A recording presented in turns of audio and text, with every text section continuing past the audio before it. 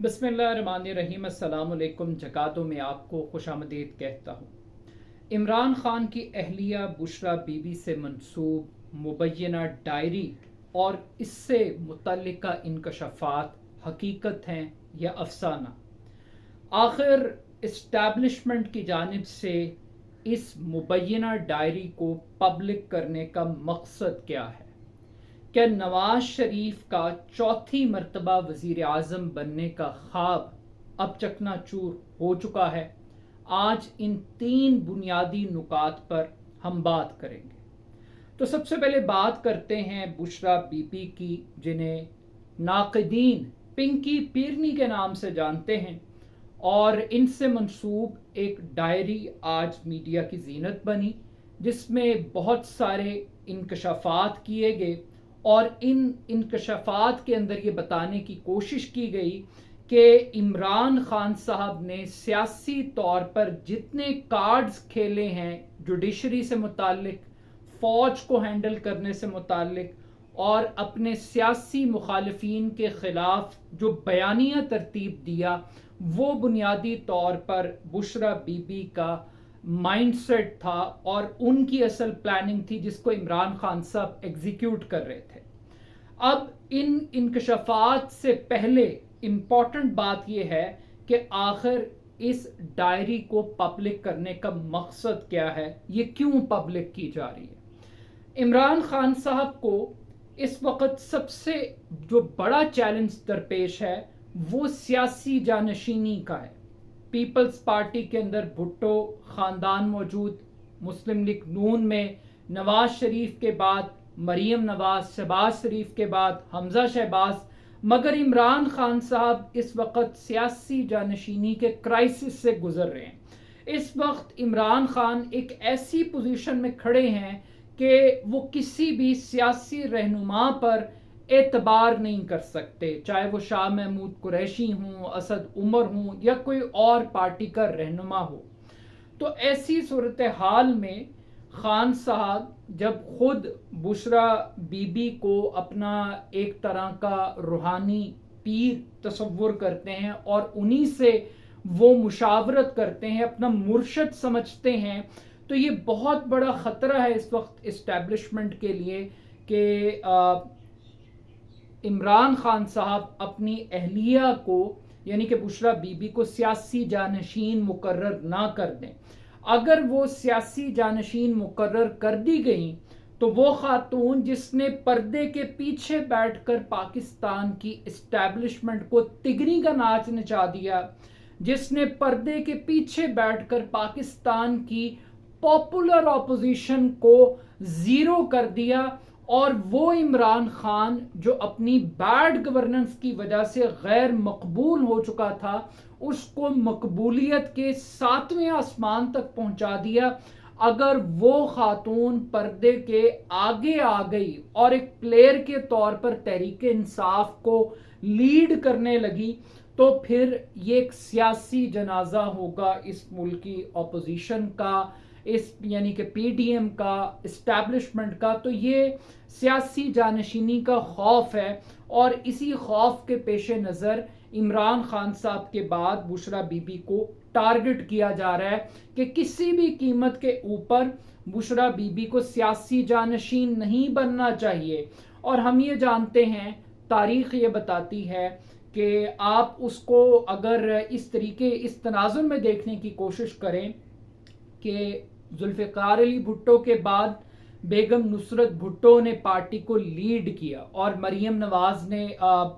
बेनज़ीर भुट्टो ने उनका साथ दिया, और इसी तरीके से नवाज शरीफ साहब जब जेल गए तो फिर बेगम कुलसूम नवाज ने लीड किया, और अब हम ये देख रहे हैं कि उनकी वफात के बाद मरीम नवाज ने बहुत एक्टिव पॉलिटिक्स की। और इस पॉलिटिक्स के ऊपर आप तनकीद भी कर सकते हैं, आप बहुत कुछ कह सकते हैं, लेकिन जो सियासी जानशीनी है वो घर से ही निकली और ख़वातीन का एक बड़ा इंपॉर्टेंट रोल था। तो अब ये खौफ है कि कहीं ये जो बुशरा बीबी हैं, ये जो पिंकी पीरनी है, ये कहीं कुलसूम नवाज ना बन जाए, ये कहीं नुसरत भुट्टो की तरह एक्टिव पॉलिटिक्स के अंदर ना आ जाएं। तो ये बहुत बड़ा ख़तरा है, उनके लिए एक थ्रेट है। اب اس تھریڈ سے آگے بڑھ کر ایک اور انالوجی بھی ہے اس مبینہ ڈائری کو پبلک کرنے کی،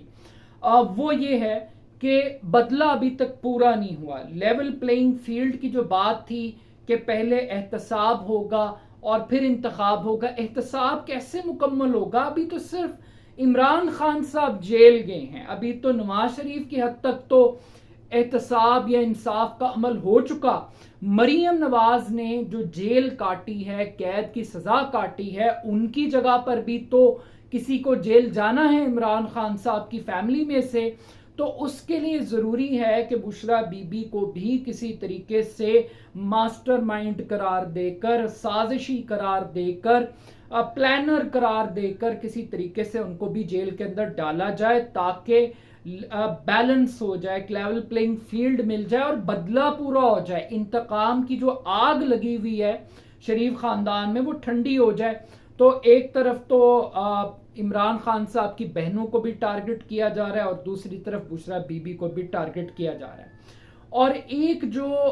تیسری انالوجی ہے اس مبینہ ڈائری کو پبلک کرنے کی جو سمجھ میں آتی ہے، وہ بنیادی طور پر یہ ہے کہ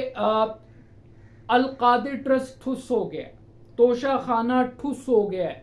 وہ جو فرح گوگی کی اور عثمان بزدار کی اور جو پنکی پیرنی کا جو ایک نیکسس ڈرا کیا گیا تھا، اور ہمیں بہت ساری کرپشن کی کہانیاں سچ یا جھوٹ، اس پہ میں ابھی بات نہیں کر رہا، ہمیں سنائی جا رہی تھی. لگ یہ رہا ہے کہ ابھی تک انہیں کوئی ٹھوس چیز عمران خان کو اور ان کی اہلیہ کو پھنسانے کے لیے ابھی تک ان کو ملی نہیں ہے. اور معاملہ اتنے بڑے بڑے مقدمات سے نکل کے اب ایک ڈائری کی حقیقت تک آ گیا ہے. یہ ڈائری انہوں نے لکھی یا نہیں لکھی، لیکن اس ڈائری کی بنیاد پر جو جادو ٹونے کی اگلی کہانیاں سیریز کے اندر ہمیں سنائی جائیں گی، آج یہ اس کا ایک پہلا ٹریلر باقاعدہ طور پہ ہمیں دکھائی دے رہا ہے. تو محسوس یہ ہو رہا ہے کہ یہ سارے کے سارے مقدمات جو بنائے جا رہے تھے وہ ٹھس ہو گئے. اور ایک چوتھی انالوجی یہ ہے کہ بشرا بی بی کو ایک ٹریبیوٹ پیش کرنا چاہیے ان کی مہارت کو، ان کی انٹیلیجنس کو، ان کی نیریٹو بلڈنگ کو.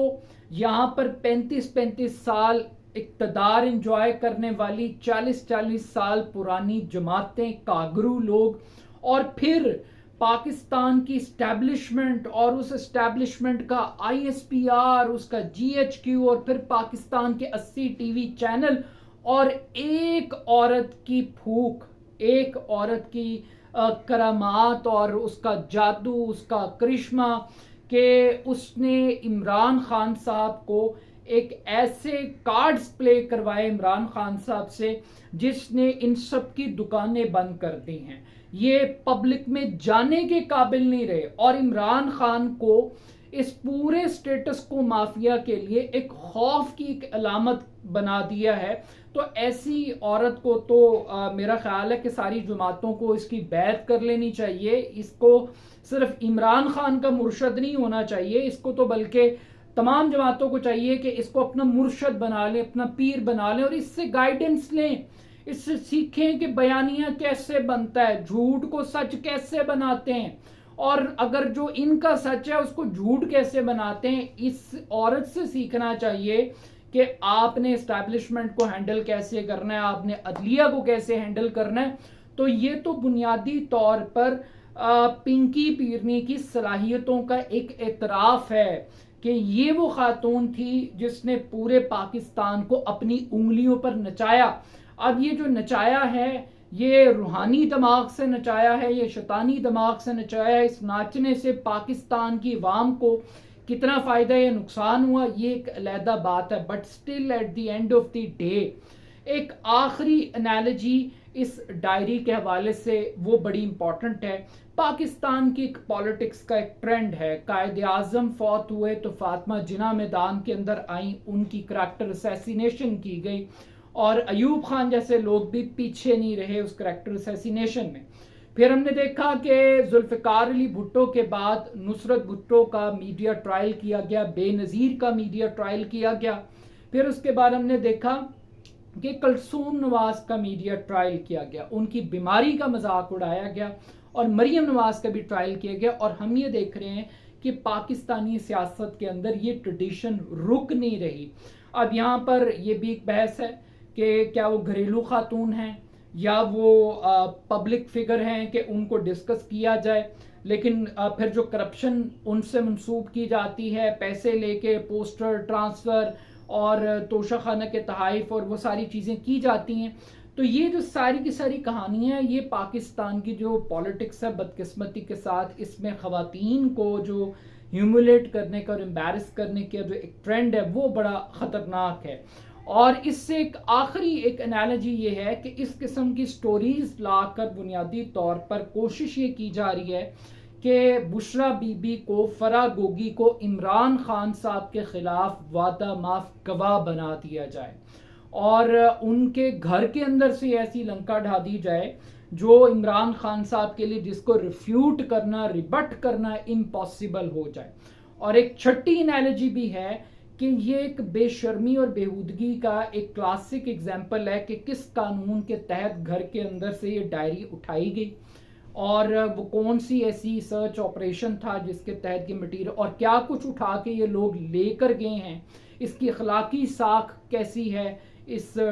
طرح کی چیزوں کو چوری کرنے کی، اٹھانے کی۔ اور جو اس سے بڑا امپورٹنٹ سوال ہے کہ آخر وہ خاتون، ان کو ڈائری لکھنے کی ضرورت کیا تھی، وہ کیوں ان واقعات کو قلم بند کر رہی تھی؟ کیا انہوں نے سوچ رکھا تھا کہ 20 سال کے بعد، 10 سال کے بعد وہ کوئی کتاب لکھیں گی جو کوئی بیسٹ سیلر کے طور پہ ثابت ہوگی، اس میں واقعات ہوں گے؟ تو جو لکھنے کا کانسیپٹ ہے کہ لکھنے کی ضرورت ان کو کیوں پیش آئی، یہ آیا، یہ ان کی رائٹنگ ہے یا نہیں ہے، یا یہ ایک صرف مارکیٹ کے اندر ایک بدنام کرنے کی ایک سازش ہے؟ باقی جو دوسرا آج کا امپورٹنٹ سبجیکٹ ہے وہ نواز شریف صاحب سے متعلق ہے۔ آج سپریم کورٹ کا ایک تفصیلی فیصلہ آیا ہے، review of orders and judgments act کو کالعدم قرار دیا ہے پارلیمنٹ کی جانب سے۔ 183 کے تحت جو از خود 184(3) کے تحت جو از خود نوٹس کے تحت جو مقدمات کا فیصلہ سنایا جاتا تھا، اس کے اندر جو کنوکٹڈ لوگ تھے، جو تاحیات نہل تھے اسپیشلی، ان کو اپیل کا حق دیا گیا تھا۔ سپریم کورٹ نے اس قانون کو کالعدم قرار دیا ہے۔ اس کالعدم قرار دینے کی ٹائمنگ، اور ٹائمنگ سے بڑھ کے اس کے سیاسی اثرات، وہ نواز شریف صاحب کے لیے بہت خطرناک ہیں۔ توقع یہ کی جا رہی تھی کہ اس قانون کے بننے کے بعد نواز شریف صاحب کو وہی سپریم کورٹ آف پاکستان جس نے ان کو تاحیات نااہل کیا تھا، وہ ان کو اپیل کا حق دے گی۔ اس اپیل میں وہ اپنی مرضی کا وکیل کر سکیں گے، اور جو اپیل لگائی جائے گی سپریم کورٹ میں، اس کو پہلے سے زیادہ ججز مل کر اس اپیل کا فیصلہ کریں گے۔ 60 دن کا ٹائم دیا گیا تھا قانون کے مطابق کہ کوئی بھی شخص وہ اپیل کر سکتا ہے سپریم کورٹ کے فیصلے کے خلاف۔ اور انٹرسٹنگلی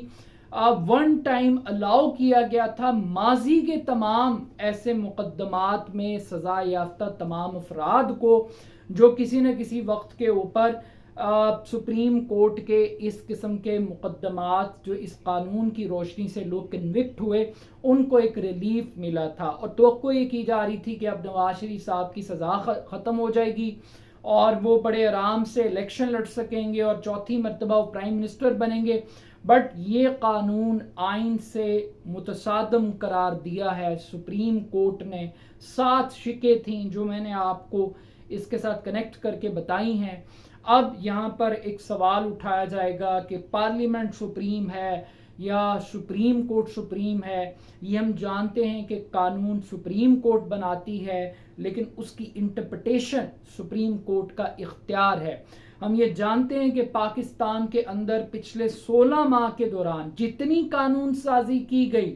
یہ پرسن سپیسیفک تھی، یہ مافیا سپیسیفک تھی، یہ پولیٹیکلی موٹیویٹڈ تھی، اس میں عوام کو کچھ نہیں ملا سوائے شریف زرداری پی ڈی ایم ٹولے کو، ان کے مقدمات چاہے وہ نیب کے قوانین ہوں، چاہے وہ سیاسی مخالفین کو ٹارگٹ کرنا ہو، چاہے آفیشل سیکرٹ ایکٹ جیسے متنازع قوانین ہوں، چاہے شرپسندی کی آڑ میں تحریک انصاف کو بین کرنے کی اور ان کی قیادت کو جیلوں میں ڈالنے کی کوشش ہو، تو اس قسم کی قانون سازی کی گئی۔ اب یہ خوش فہمی پالی جا رہی ہے کہ جناب وہ تو الیکشن ایکٹ کے اندر ہم نے پہلے ہی ترمیم کر کے 5 سال کی مدت کر دی تھی نااہلی کی، تو سزا تو ختم ہوگی، کون سی سزا نواز شریف کی؟ تو جناب لوگ اس پہ متفق نہیں ہیں۔ لوگوں کا خیال یہ ہے کہ جو نواز شریف صاحب کا معاملہ ہے، سپریم کورٹ اپنی ایک ججمنٹ میں کہہ چکی ہے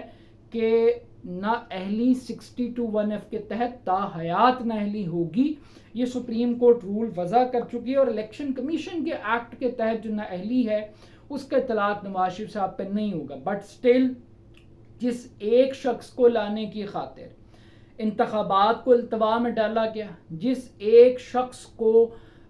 پرائم منسٹر بنانے کی خاطر پورے ملک کی اکانومی کے ساتھ کھلواڑ کیا گیا، ایک الیکٹڈ گورنمنٹ کو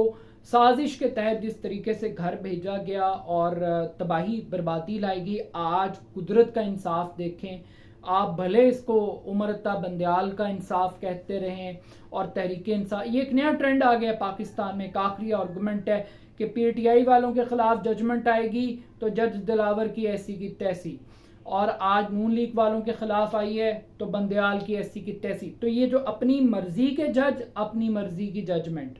اپنی مرضی کا انصاف، یہ بڑی بدقسمتی کی بات ہے پاکستان کے اندر۔ لیکن شاید شہباز شریف صاحب اندر سے خوش ہوں، وہ تو پہلے ہی کہتے ہیں کہ وہ آرمی چیف کے آدمی ہیں اور اسٹیبلشمنٹ بھی ان سے بہت خوش ہے۔ تو ہو سکتا ہے کہ میاں نواز شریف صاحب کے ساتھ جو ہاتھ ہوا ہے اس کے اندر شہباز شریف اور اسٹیبلشمنٹ اور عمر عطا بندیال، کوائٹ پاسبل، تجزیہ کر رہا ہوں، الزام نہیں لگا رہا، کوائٹ پاسبل کہ یہ 3 لوگوں کی رضامندی کا ہی نتیجہ ہو، اور شاید شہباز شریف صاحب بہت خوش ہوں اس فیصلے سے۔ لیکن پھر مریم نواز اور شہباز شریف میں بھی ایک کمپٹیشن ہوگا، but still at the end of the day یہ فیصلہ اور اس کے بعد نواز شریف صاحب کی واپسی اور انتخابات میں حصہ لینا، ایکٹیو پالیٹکس میں آنا، میرا خیال ہے کہ آج یہ بہت بڑا دھچکا ہے ان کے لیے، جہانگیر ترین کے لیے، اور یہ عمران خان صاحب کے لیے ایک بہت بڑا ایک ریلیف ہے کہ ان کا سیاسی حریف آج بھی اس قابل نہیں ہو سکا کہ وہ واپس اپنی ایکٹیو پالیٹکس کی طرف بڑھ سکے۔ But still at the end of the day Bushra Bibi سے منسوب ڈائری،